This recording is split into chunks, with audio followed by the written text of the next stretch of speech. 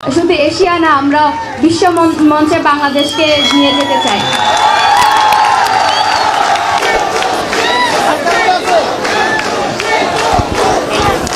প্রথমেই ধন্যবাদ জানাচ্ছি দর্শকবৃন্দকে এত কষ্ট করে মধ্যরাতে আমাদেরকে ওয়েলকাম করার জন্য, এবং ধন্যবাদ জানাচ্ছি আমাদের প্রেসিডেন্ট এবং আমাদের কিরণ ম্যাডাম এত কষ্ট করে আমাদেরকে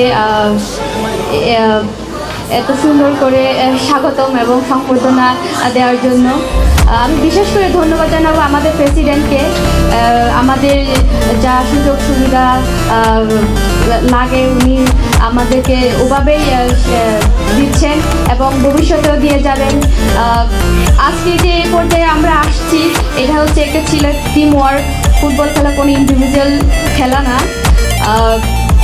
আমরা জানি, আমরা বাংলাদেশের মেয়েরা জানি কীভাবে কঠিন পরিস্থিতি ফাইট করতে হয়। তা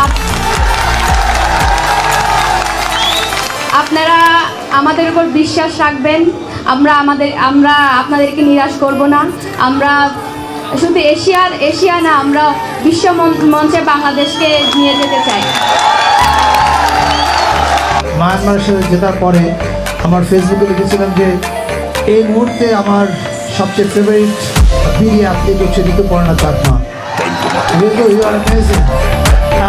আজকে এখানে এসে ঋতুর কথা শুনে মনে হলো আমি চেঞ্জ করতে চাই না। এই মুহূর্তে ঋতু আমার শুধু ফেভারিট বিডি অ্যাথলিট না, আজই ঋতু এই মুহূর্তে আমার ফেভারিট বিডি প্লেয়িং পার্সোনালিটি। এই কারণে যে দ্য ওয়ে ইউ মেনশন যে আপনারা শুধু আমাদের জন্য দোয়া করবেন।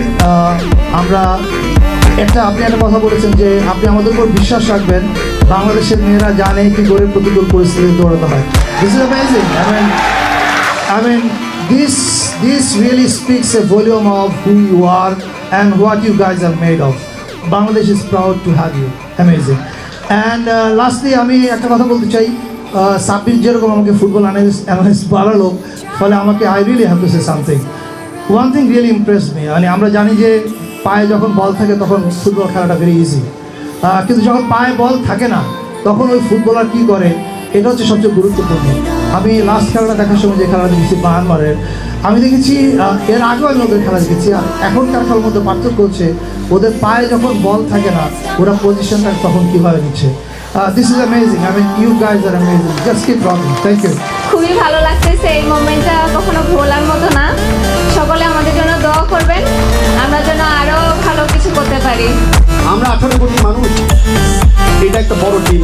যেভাবে আমাদের নারী দলের পিছনে আমরা ছিলাম, আমরা আগামীতে থাকবো। আমরা 18 কোটি মানুষের দল, আপনাদের উপরে বিশ্বাস রাখতেছি, আস্থা রাখতেছি এবং আমাদের কমিটমেন্ট দিচ্ছি যে আপনাদের পিছিয়ে আমরা আছি। আপনারা এগিয়ে যান, পিছাতে হবে না। সমস্ত সাপোর্ট, সমস্ত দোয়া এবং সমস্ত অভিজ্ঞতা কাজে লাগাবো আপনাদেরকে সাপোর্ট দেওয়ার জন্য। Please carry on. আমাদের থেকে কমিটমেন্টটা is very very very strong যে বাংলাদেশের ফুটবল এগিয়ে যাবে।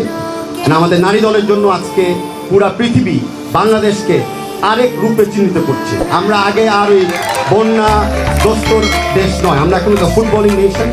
আমরা এখন নারী সমতা এবং নারীর ক্ষমতায়নের একটা দেশ। আমরা এখান থেকে আমরা কোনোদিন পিছিয়ে যাব না, আর এই নারী সমাজকে আমরা পিছিয়ে থাকতে আর দিব না।